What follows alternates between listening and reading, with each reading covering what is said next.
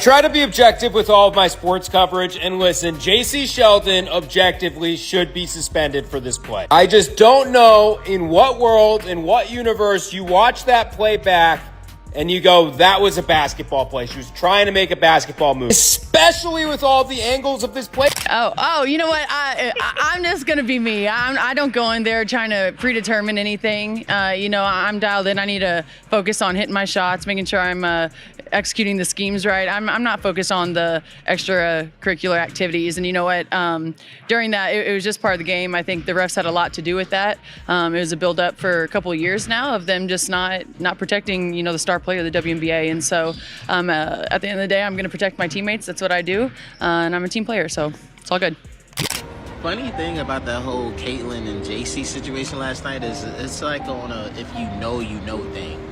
These two have been running the friendly fade on the court for like the last 4 years. They played in college, had great battles, so I'm not surprised last night happened. If you look at it from behind or from the side, it's so obvious that she straight up leapt out towards Caitlyn and got her right in the eye. And the more I try and watch it back and you try to be objective, there is no world where this was a basketball play. And yes, she was playing tough defense on Caitlyn up until that point, but she leapt forward. And it's not like it's defensible where you can say she tried to get the ball, because her hand at that point was so far away from where the ball was. It's not like Caitlyn was dribbling the ball up near her face. How she was not ejected for this, I don't know. The broadcast was talking about it, and that's why Sophie Cunningham even had the opportunity to hard foul her at the end. I don't know what you do, but the league's got to do something.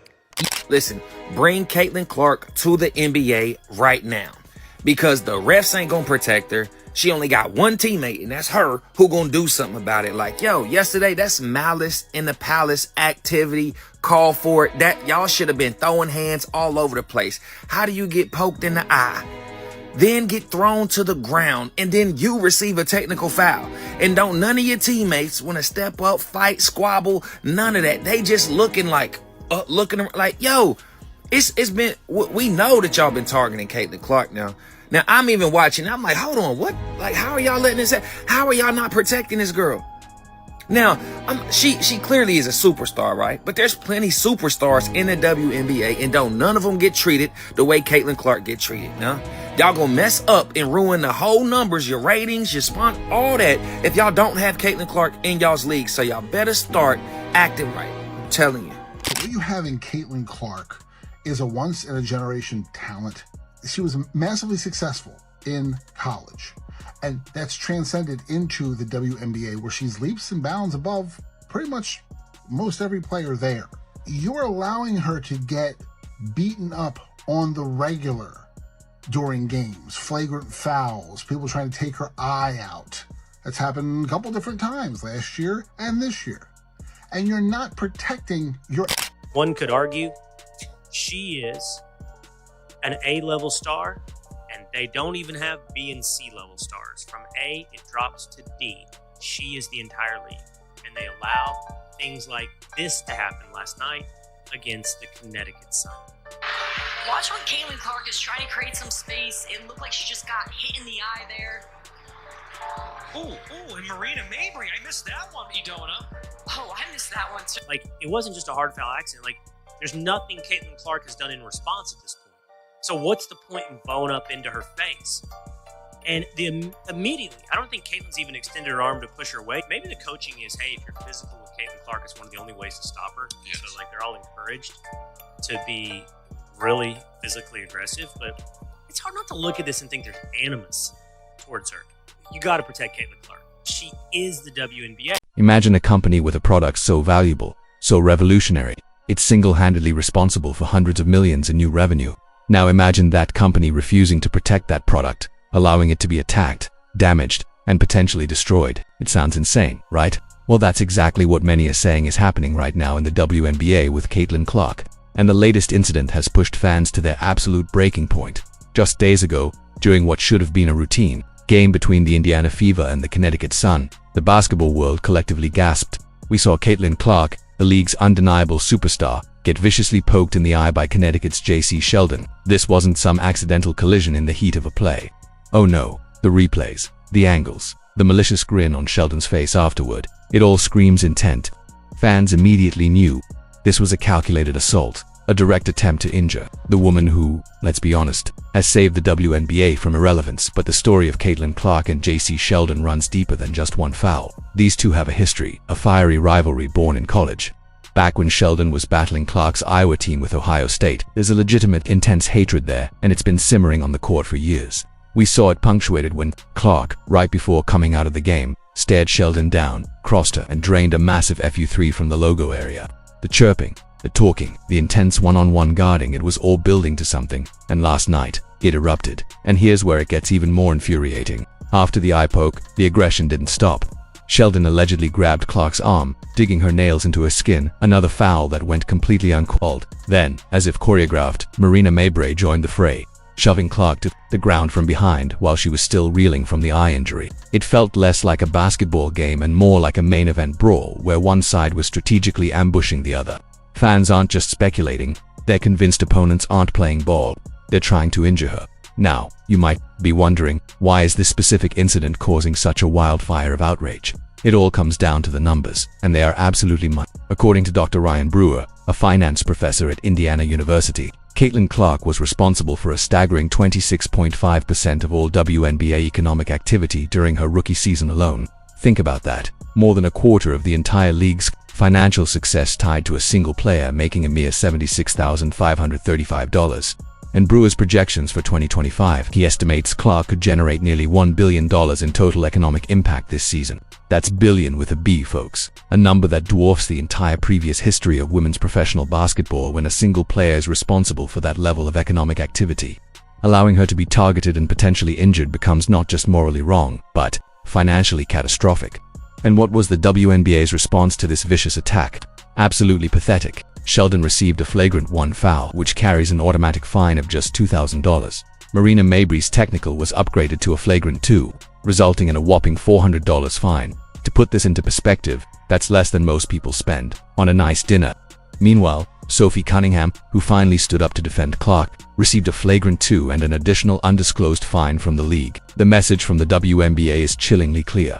Attack Caitlin Clark and pay a pittance, but defend her and face multiple punishments. The system, quite frankly, is completely backwards. This isn't just about a few hot takes on social media. Fans are actively organizing, demanding change.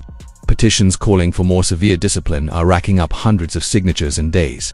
Social media campaigns are sprouting with specific demands. Fines in the tens of thousands, arguing that anything less than a month's salary isn't a real deterrent. Some are even demanding that a portion of any fine be paid directly to Caitlin Clark as compensation for the targeting she's endured.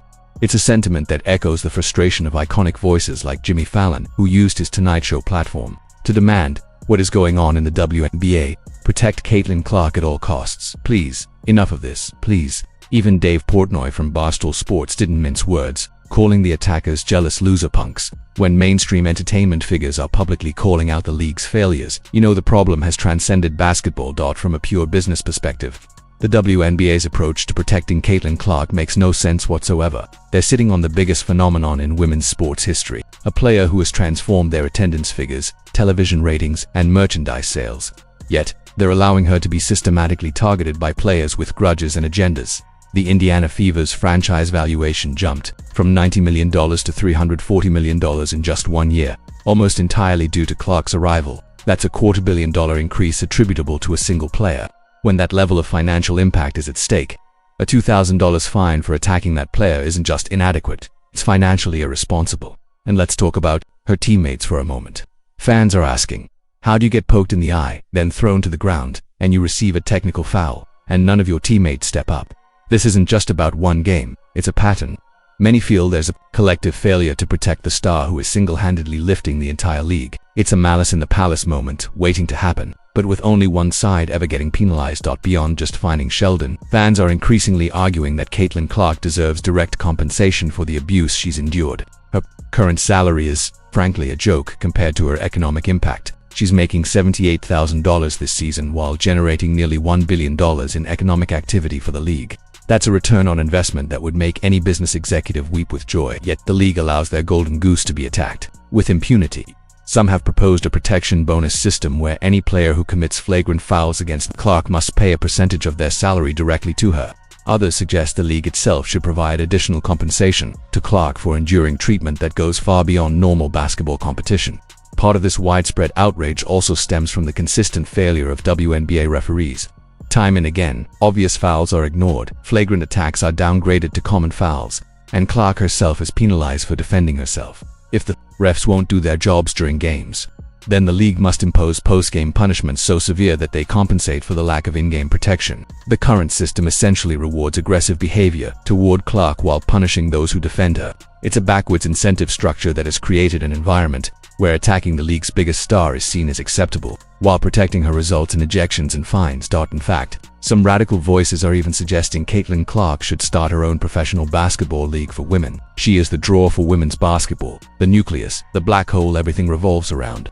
Her audience would follow her wherever she goes. With fewer teams, fewer games, she could potentially become a billionaire, owning the majority of her own league. It's a drastic thought, but it highlights the sheer frustration with the current system. The solution to this crisis is straightforward, but it requires the WNBA to acknowledge the undeniable reality of their situation.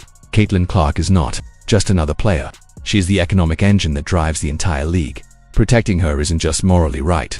It's a business necessity that should override all other considerations. Jacy Sheldon's attack on Clark should result in a fine of at least $25,000, with a significant portion paid directly to Clark as compensation. This would send a clear message that targeting the league's biggest star comes with severe financial consequences. Additionally, Sheldon should face a multi-game suspension to truly drive home the point that such behavior won't be tolerated. Referees who consistently fail to protect her, they should be replaced. The WNBA has a choice to make. It can continue to turn a blind eye, allow its golden goose to be strangled by jealousy and short-sightedness, and watch as the unprecedented growth she's brought crumbles. Or it can finally step up, protect its most valuable asset, and ensure her safety and success for the future. What do you think the WNBA should do to protect Caitlin Clark? Let me know in the comments below. And if you found this story compelling, don't forget to like and subscribe for more deep dives into the world of sports and celebrity.